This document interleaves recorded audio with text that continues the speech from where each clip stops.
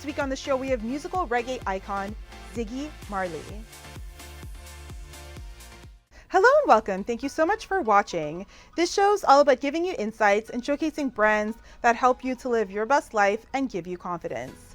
As always, I want to kickstart your morning with some motivational advice to help you to feel inspired and energized to start your day. Today, I want to talk about the importance of not getting caught up so much in surviving that you forget the most important thing, to live fully.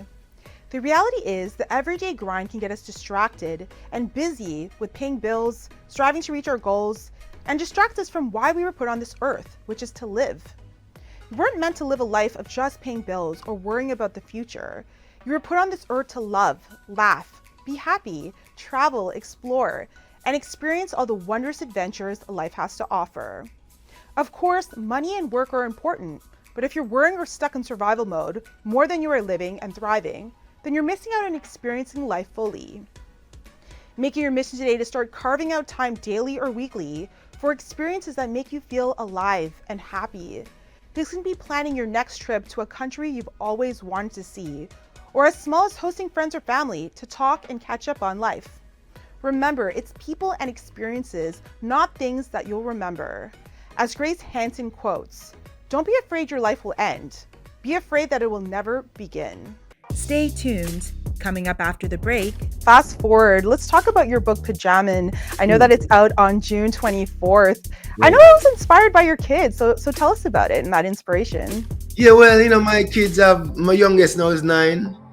My oldest is, old.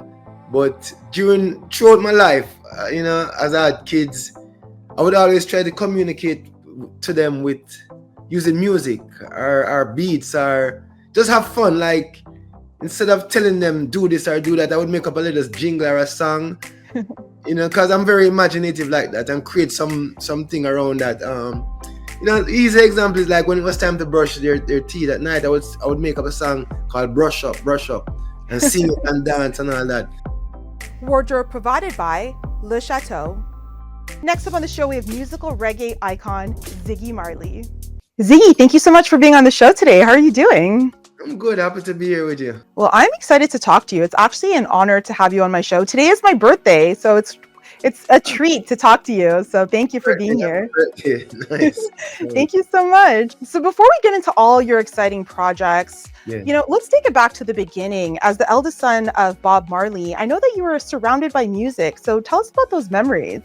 Those memories, yeah. I grew up with music. I think from I was a baby, my father always played music. My mother is also a musician, and my grandfather. So music was always around us all the time, every time, every day, every night, never stopped. Yeah, I can imagine. And what are some of the fondest memories you have of your dad?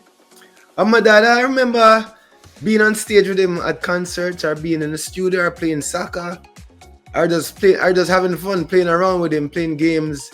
In the book I mentioned one of the games he used to play with us called Hot or Cold, where he would hide something and we would try to find it, and he would tell us if we're hot or we're cold.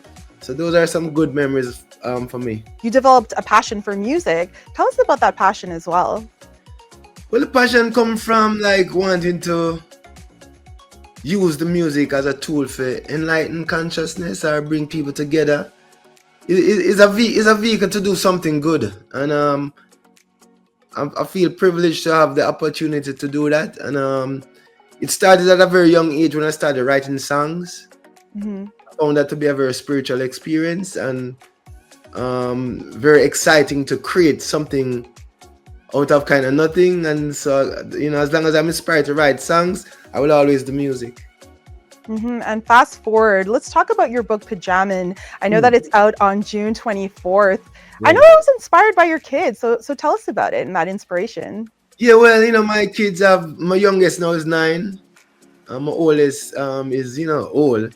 But throughout my life, as I had kids, I would always try to communicate to them with using music or beats or just have fun. Like, instead of telling them do this or do that, I would make up a little jingle or a song, because I'm very imaginative like that and create something around that. Easy example is like when it was time to brush their teeth at night, I would make up a song called Brush Up, and sing it and dance and all that.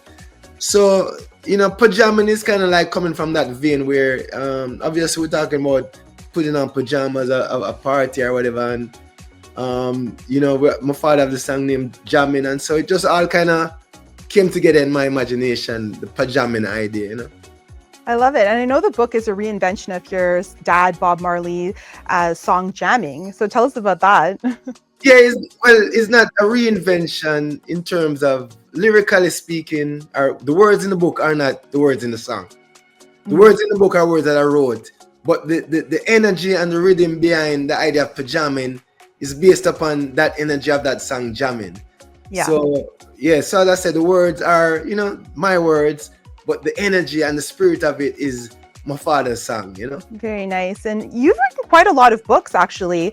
People might not know that. What is it about children's books that piqued your interest?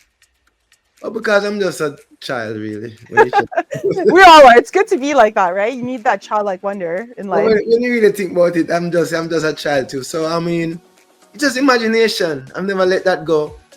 And I don't know, like speaking to children, I think is very important in my line of work, in my line of what I see myself as being here to do on this planet. And children need that love, need that message from a young age. Because the world needs to change. We need a better world, and I think that if we can get certain positive ideas to children through books, through music, then that is a way of helping the world to be a better place. Very true. And if there's one message that people can take away from this book, what would it be? Just togetherness and enjoying and having fun, but it's togetherness. It's just being together, family, and having fun and enjoying life. That's really it. Mm-hmm. And you pay homage to your dad a lot. How does it feel to keep his memory alive through your music and your work? Yeah, I mean, it's just natural, really. It's not something I have to think about a lot, because it's just natural part of who I am. And since we're in the same line of work, I didn't become a doctor or a lawyer or something. So a little bit more straightforward, you know what I mean? But I think, a lot of people see the music or hear the music and see the stuff, but I think the greatest legacy of my father is who we are as human beings, outside of the music, outside of the entertainment. It's who we are as human beings, who my mother and father taught us to be as people, and how we treat other people. I think that's the most important legacy. Yeah. And speaking about who we are as human beings, I love that you're a humanitarian as well. Tell us about some of the organizations that you're passionate about. Well, I have my own organization called URGE, which means Unlimited Resources Given Enlightenment. I'm kind of focused on kids, education. We do a lot in Jamaica, but we do stuff, everywhere we can. We're just trying to help children have a better life. And as I said before, if we can help children have a better life, it will be better for the world. And so, we focus on that, really. We also build homes for single mothers who don't have any home, and do a lot of stuff through the foundation. And I'm really focused on helping people when I can. Yeah, that's amazing. And tell us about the importance of giving back for you, and also how you would encourage others to do so. Because at the end of the day, as you said, it really is about giving to others and being of service to the world, right? Yeah, no.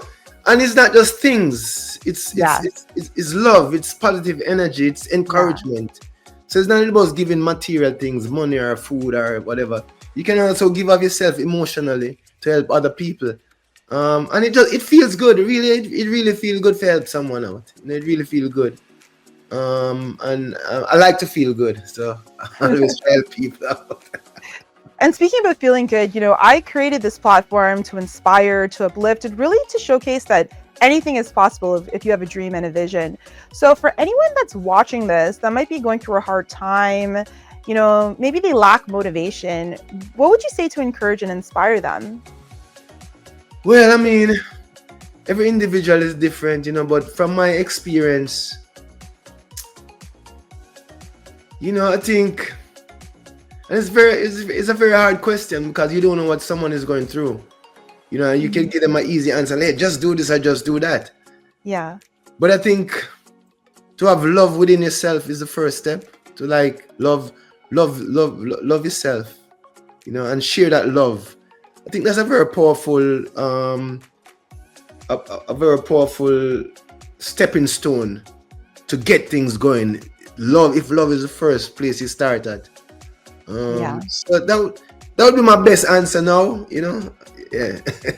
Yeah. And speaking about love, you can tell for you, it's not just about following your father's legacy. It's all about, the passion for you. Tell us Yeah. about that passion of writing books and music.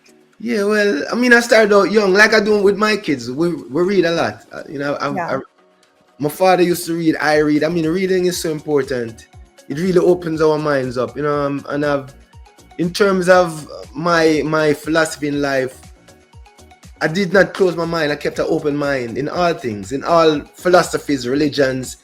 I have no barriers in gathering knowledge, in gathering wisdom, which helps me to grow as a human being and does not put me in a box to be labeled as anything or that. I'm a human being and I keep my mind open, and that's the way I grow. So that has been my way of existing and evolving, is by keeping an open mind and being open to continually adjust who you are for the better, instead of sticking to one ideology that you cannot move from that. I'm not like that. I like to grow. I like to evolve. Yeah.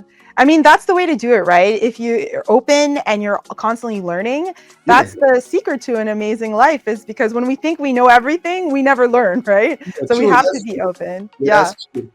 I think that's great advice. And Ziggy, what are your current projects? What else are you working on? Right now, I mean, we have Pajamin coming out. I have couple shows here in the fall of this year. I'm going on tour with a legend of reggae called Burning Spear. Very nice. It's an honor to be on tour with him in the fall. And after that, I'm going into the studio to work on some new music, and whatever else comes to my mind. I want to do some film. I've got a lot of things swirling around here, so we'll Very see. nice.